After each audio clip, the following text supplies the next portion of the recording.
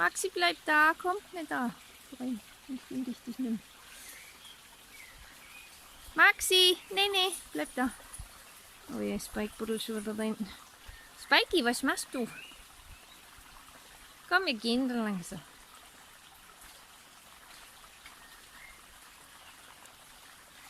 Der Biber schafft wieder da hinten. Spike! Komm, du Biber! Komm!